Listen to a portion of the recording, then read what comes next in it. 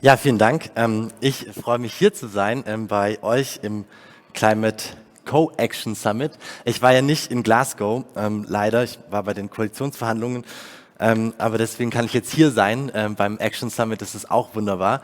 Und ich kriege vielleicht so ein bisschen die Debatten mit, die dann auch in Glasgow stattgefunden haben. Wo steht die Europäische Union beim Klimaschutz? Da steckt für mich so ein bisschen die Frage dahinter, wo stehen wir insgesamt beim Klimaschutz? Und da steckt die Frage dahinter, was gerade auch schon adressiert worden ist, lohnt es sich eigentlich alles noch?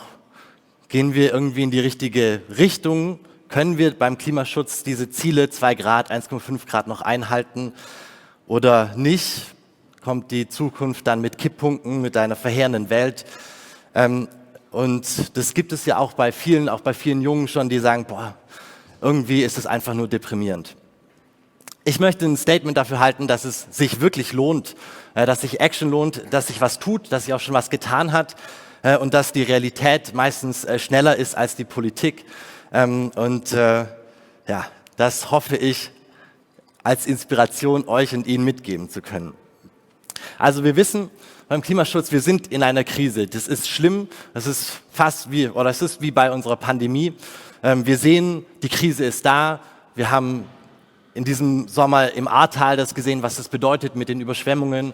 Es war ja nicht nur in Deutschland so, es ist ja auch in Belgien so gewesen. Es gibt Dürren in Spanien. Wir wissen, dass in Griechenland gerade sich quasi eine Wüste ausbreitet.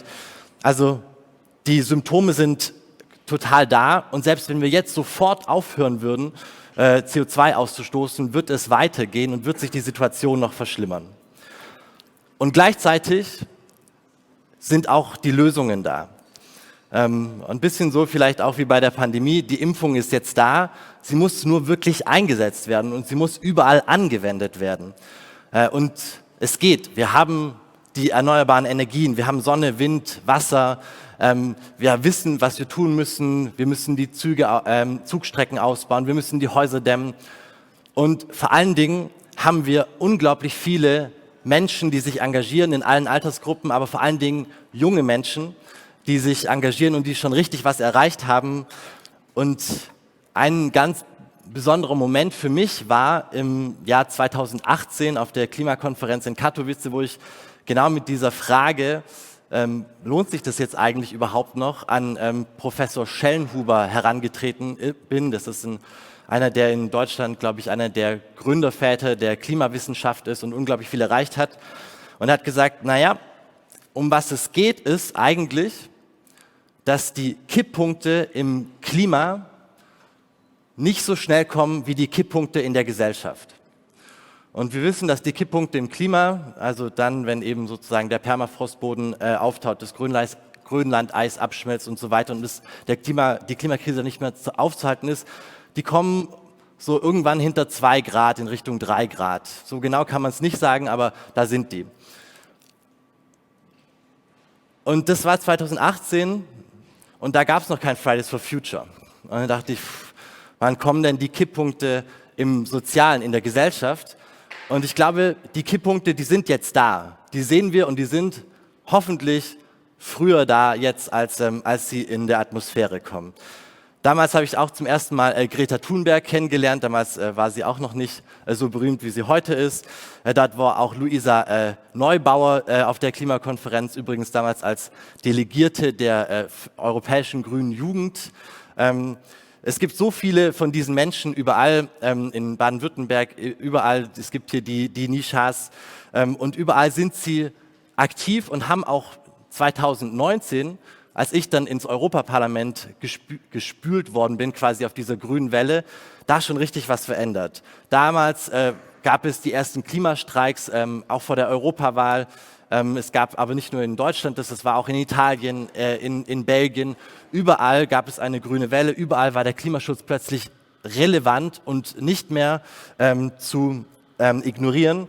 Und das hat dazu geführt, dass am Ende eine Ursula von der Leyen gar nicht anders konnte, als zu sagen, ich muss jetzt meine gesamte Legislatur, meine 5 Jahre unter dieser Überschrift Klimaschutz stellen. Das war ja nicht erstmal zu erwarten. Eine Verteidigungspolitikerin, die davor noch nicht so viel zu Europa gemacht hat und nicht so viel zu Klima gemacht hat, plötzlich will sie Klimaschutz machen. Aber es war eben so, weil die Verhältnisse so verändert worden sind von der Jugendbewegung, dass es gar nicht anders ging. Und jetzt ist natürlich die Frage, das ist jetzt gut, ja, da passiert was, in der gesamten Gesellschaft passiert was. Der Atmosphäre ist es aber relativ egal, wenn es irgendwie schöne Überschriften gibt, Klimaschutz muss passieren, es gibt einen Green Deal, es gibt Klimaschutzgesetze, sondern die Atmosphäre, die reagiert einfach ganz konkret auf Anzahl an Tonnen CO2 in der Atmosphäre selbst. Und da ist halt die Frage, 2050 klimaneutral, so wie die EU das plant, das ist schön und gut, aber es sind eben auch noch viele Jahre bis dorthin. Und die Frage ist eigentlich, wie viel CO2 werden wir bis dorthin noch ausstoßen und können wir bis dorthin das 1,5 Grad Ziel einhalten? Also, und nicht die Frage, können wir irgendwie klimaneutral werden? Also es geht nicht, es ist wirklich gerade die Situation, wie schnell gehen wir dort voran? Und da müssen wir echt noch was zulegen.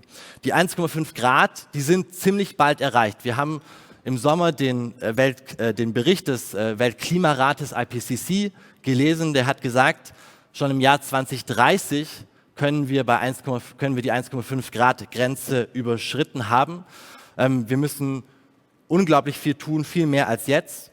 Wir sehen bei der Umsetzung von dem, was in Europa geplant ist, zum Green Deal werden wir gleich noch mal ein bisschen Einführung haben, dass da zwar viel Tolles drinsteht, aber wenn man sich überlegt, im Jahr 2030 werden wir 1,5 Grad schon erreicht haben.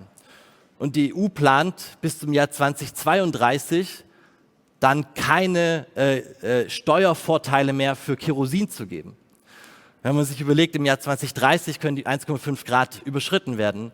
Und die EU plant noch bis zum Jahr 2036 der Industrie umsonst CO2-Zertifikate zu schenken. Also die müssen keinen CO2-Preis bezahlen. Dann sieht man, dass es dort einfach eine Ungleichzeitigkeit gibt. Eine Ungleichzeitigkeit zwischen der Politik und dem, was das Klima von uns anfordert. Und es gibt da eben noch sehr viel zu tun. Und gerade eben sehen wir eine Diskussion um steigende Energiepreise, steigende Gaspreise. Und das Erste, was zum Beispiel die konservative Fraktion bei uns im Europaparlament, aber auch der polnische Präsident fordert, ist jetzt den Klimaschutz einzustellen, weil der Klimaschutz sei jetzt ja für die hohen Energiepreise verantwortlich. Das stimmt natürlich nicht. Es ist das teure Gas, was für den hohen Energiepreise verantwortlich ist, und es ist die Erneuerbaren, die es günstiger machen würden. Aber hier gibt es eben noch viel Widerstand. Gleichzeitig, um wieder Hoffnung zu geben, sehen wir auch, dass sich unglaublich viel verändert.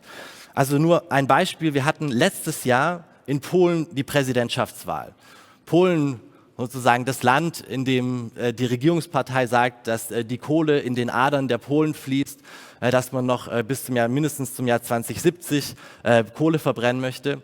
Dort hat ein unabhängiger Kandidat, den 3. Platz gemacht mit 13,5%, der absolut den 1,5 Grad Pfad für Polen eingefordert hat. Das war eines seiner größten Themen in der Wahl, und er hat dafür solche Zustimmung bekommen. Wir sehen, dass Griechenland, die vor 4 Jahren noch 70% ihrer Energie mit Braunkohle gemacht haben, gesagt haben, dass sie bis zum Jahr 2025 aus der Kohle aussteigen werden. Wir sehen, dass in Spanien es viel mehr Zubauraten von erneuerbaren Energien gibt als zum Beispiel in Deutschland. Also da passiert wirklich was, nicht nur in Deutschland. Sozusagen in Deutschland passiert ehrlich gesagt viel zu wenig, sondern in anderen Ländern der EU, da ist der Hebel auch umgelegt worden, und gerade beim Fit for 55-Paket, also diese Umsetzung von dem, was in der Europäischen Union geplant ist, dem Klimaziel, dort werden auch die wichtigen Themen angegangen. Es soll eben ein CO2-Preis, ein hoher bestehen, der Kohleausstieg kann dadurch angereizt werden, die Verbrenner sollen ab 2035 in Europa nicht mehr zugelassen werden, die erneuerbaren Energien werden stark beschleunigt, die Energieeffizienz wird beschleunigt, also alles Wichtige wird angegangen. Es ist das größte Klimaschutzpaket der Welt. Es ist sozusagen auch das größte Gesetzespaket, was wir überhaupt verhandeln werden. Es wird alles angegangen, aber es ist eben noch nicht auf Paris-Kurs. Bin ich mit der Zeit ganz in Ordnung? Gut. Ich habe selber das Klimaschutzgesetz in Europa verhandelt. Wir haben unser Klimaziel auf 55% netto CO2-Reduktion bis zum Jahr 2030 erhöht. Das ist eine Erhöhung von fast 15%. Das ist gut. Allerdings sagt uns die Wissenschaft, dass wir damit nicht auf 1,5 Grad kommen, dass wir damit nicht auf 2 Grad kommen, sondern dass wir damit gerade zwischen 2 und 3 Grad liegen und deswegen noch als nicht genügend eingestuft werden von zum Beispiel dem Climate Action Tracker vom Potsdam Institut für Klimafolgenforschung. Also wir müssen dort mehr tun. Die EU, sie ist da sozusagen wie wir alle gerade dazwischen. Es hat schon was angefangen, aber es ist noch mehr zu tun und deswegen lohnt es sich jetzt, genau jetzt, wirklich aktiv zu sein und Aktion zu machen. Es hat schon viel bewegt. Wenn ich überlege, 2015 bei der Pariser Klimakonferenz, da hat man eigentlich nicht mehr über 1,5 Grad geredet. Da war eigentlich sozusagen schon klar, dass man 1,5 Grad nicht erreichen wird und man gerade gesagt hat, okay, wir können uns vielleicht noch auf 2 Grad einigen. Und die 1,5 Grad sind in der letzten Stunde noch in den Text reingekommen, weil die Staaten des globalen Südens gesagt haben, ohne 1,5 Grad machen wir hier nicht mit. Damals, vor 6 Jahren, damals ist man so in die Richtung 4 Grad, 5 Grad Erderwärmung gegangen. Auch noch vor 3 Jahren, 2018, waren wir mit allem dem, was alle Länder der Welt versprochen haben, auf einem 4 Grad Erderhitzungskurs. Heute sind wir mit all dem, was versprochen worden ist, auf einem 2,7 oder bis 2,4 Grad Kurs. Also da ist in 3 Jahren unglaublich viel passiert. Als ich 2019 ins Europaparlament gekommen bin, haben mich viele baden-württembergische Unternehmen lobbyiert und gesagt, ich muss jetzt unbedingt dafür sein, dass es noch eine Zukunft für den Verbrenner gibt und für die Hybridautos und überhaupt, wenn ich das nicht machen würde, dann würde ich sozusagen den Tod meiner Heimat in Kauf nehmen und das könnte ich als baden-württembergischer Abgeordneter noch überhaupt nicht machen. Heute, Dikla, du hast es gerade gesagt, hat Mercedes als einzige, glaube ich, deutsches Unternehmen diesen Global Pledge unterschrieben, dass ab 2035 nur noch Elektroautos global verkauft werden sollen. Also es hat sich was getan. Und es hat sich eben etwas getan, weil es Climate Action gab, weil es unglaublich viele Menschen gab, die auf die Straße gegangen sind, die halt in verschiedensten Initiativen zu Ressourceneffizienz, zum Klimaschutz, lokal, im Land, in Europa, die dort einfach vorangehen, die Politik mitnehmen, die Wirtschaft mitnehmen und die Realität verändern. Deswegen mein Appell, we need more climate action. Ich hoffe, dass dieser Tag heute dazu beiträgt, uns alle gegenseitig zu inspirieren, was wir noch machen können. Aber es ist eins ganz klar, es lohnt sich unglaublich und die Welt wurde schon verändert, gerade durch die junge Generation und es muss jetzt so weitergehen. Herzlichen Dank. Vielen Dank für diese wunderbare Einführung. Dankeschön. Wir haben auch schon gesehen, es gab einige Fragen. Vielleicht können wir eine davon noch kurz mit reinnehmen und die restlichen nehmen wir dann einfach mit in unser Podium, wo wir ihn auch gleich nochmal sehen werden. Valentin, was gab es denn für eine Frage?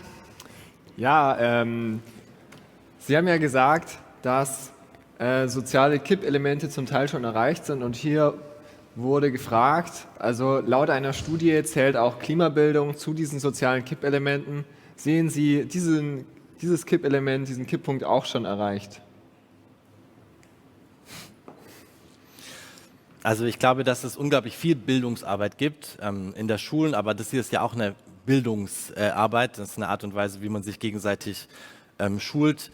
Die vielen Gruppen, die es gibt, die dazu arbeiten, sei es von Fridays for Future, Greenpeace Jugend, BUND Jugend, überall dort wird Bildungsarbeit gemacht.